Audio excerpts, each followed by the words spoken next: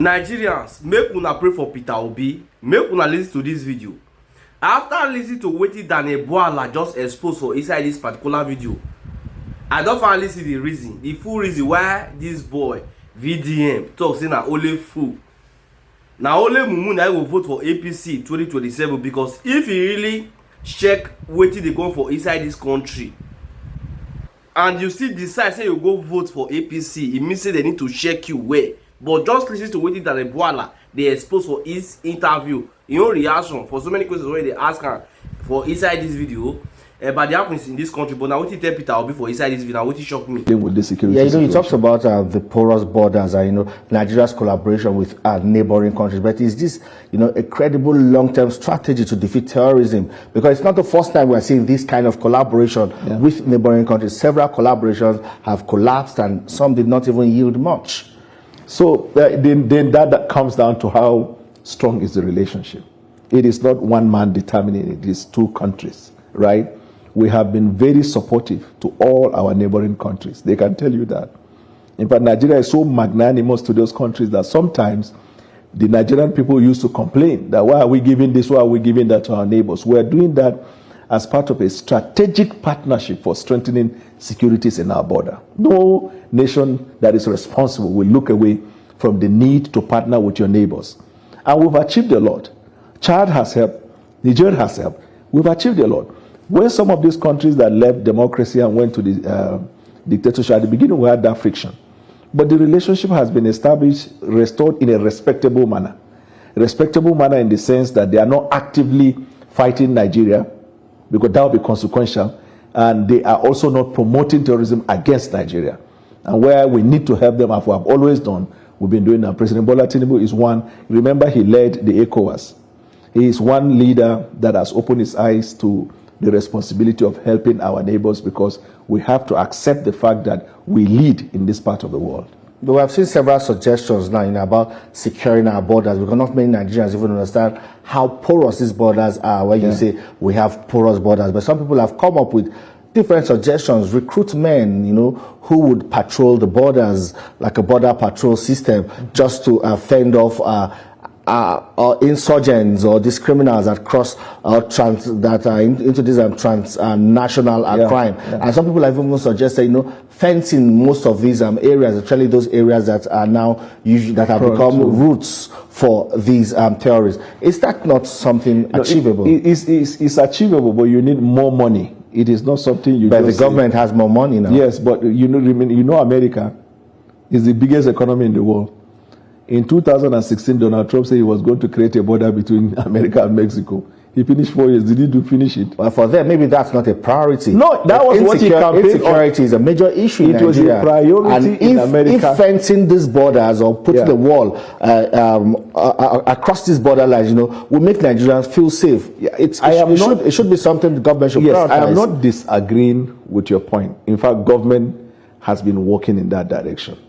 But our government is a government that is transparent. We don't come here to make talk without telling you what is realistic. The president has ordered, and I'm sure you must have reported that, the recruitment across all platforms, including departments of state services, when he said they should go to the forest and do work there. Our armed forces are in all these strategic places, right? We also have forest guards. And the president has introduced a lot of initiatives to deal with the border. But the porousness of our border, if you want to appreciate that, all you need to do is to look at the geographical landmass of Nigeria.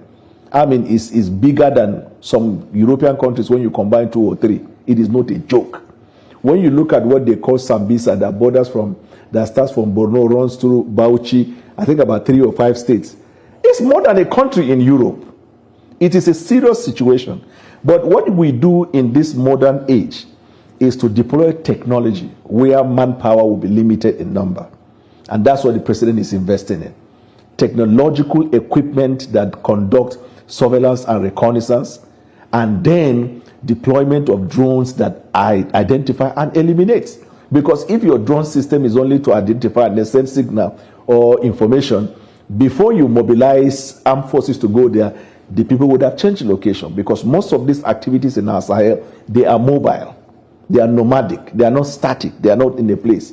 They go outside that country, they come in. So deployment of technology, and that's what we are committed to doing. If you listen or you check a bit of what, that's what I do every day. I go to the Armed Forces Headquarters website. Only that's if the Nigerian people, and especially the press, not you, I'm talking generally the Nigerian press, if they can just take their time every day, 20, 30 minutes, devote somebody in that place to look at the Armed Forces website, you will know the progress we are making security-wise. Of course, you know, SSS will not come and be saying we did this, we did that by their very nature. But look at the success that SSS is also, you know, bringing in terms of interception, in terms of intelligence gathering, in terms of foiling planned attacks. Some of the intelligence provided by our Department of State Services even help people outside Nigeria. So security-wise, this administration has made marked progress. Were it not for the brevity and the leadership of President Bola Tinubu, let's assume you carry this Peter Obi and put 1 month, he will run out of Nigeria. Of course, he said where there is problem, he will run out of that place. It's leadership. When President came in 2023, it got to a point where Russian flags were hosted in Nigeria. It got to a point where people ran to the street without a defined agenda. You thought at the beginning that they were protesting for something reasonable. I don't know all the people that are with Peter Obi now. When they started, they said they are civil liberty, civil society, civil this. All of them are with Peter Obi now. So it is his people who parade themselves as civil society, an NGO. But it's their right to join any association. But then identify. This is where I like that question. I have been praying for that question. Then deception must be out of the way. He has flooded the media houses. When you say deception, isn't it them trying to hold government accountable?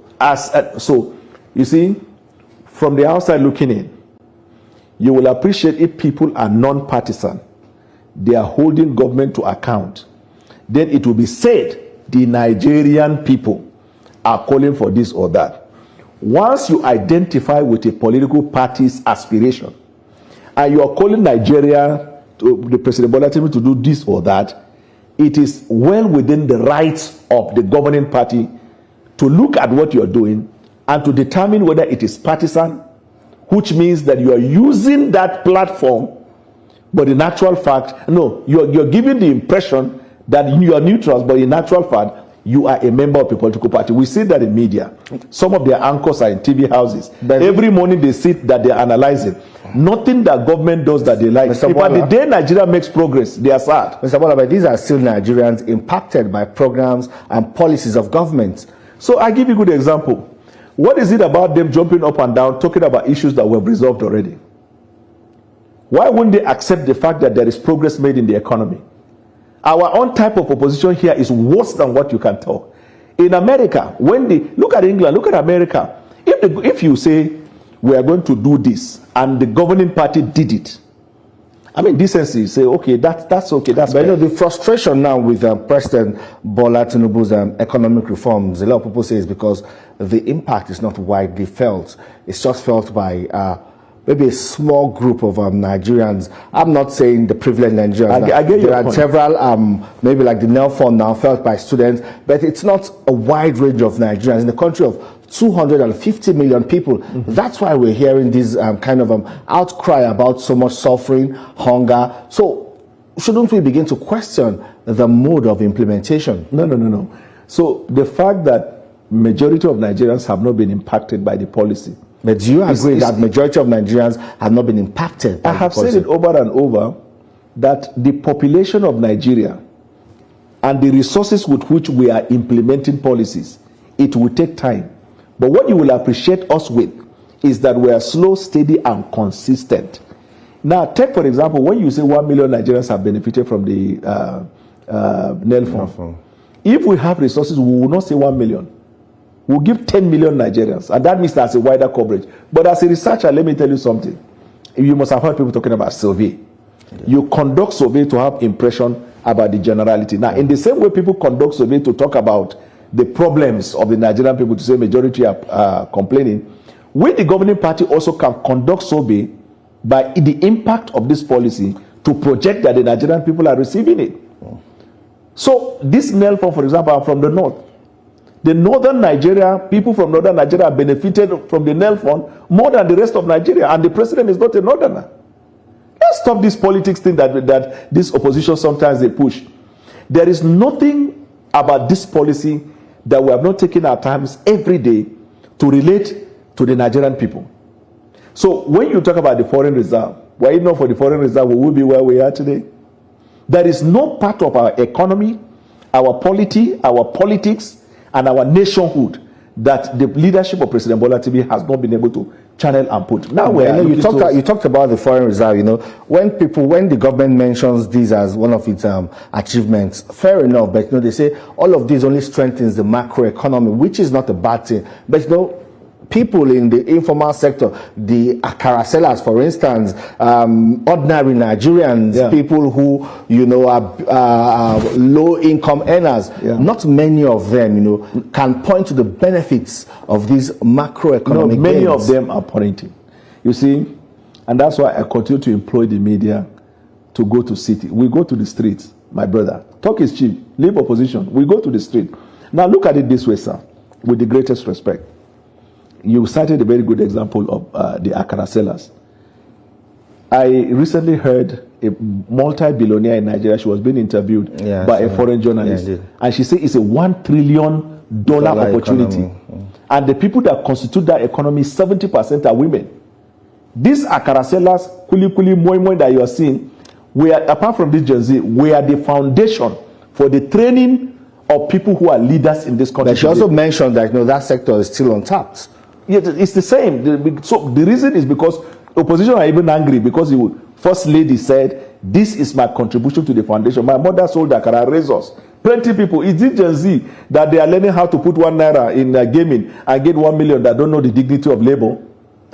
She said, the lady, the billionaire, said it is a $1 trillion opportunity, provable or unproven, not that it is just talking.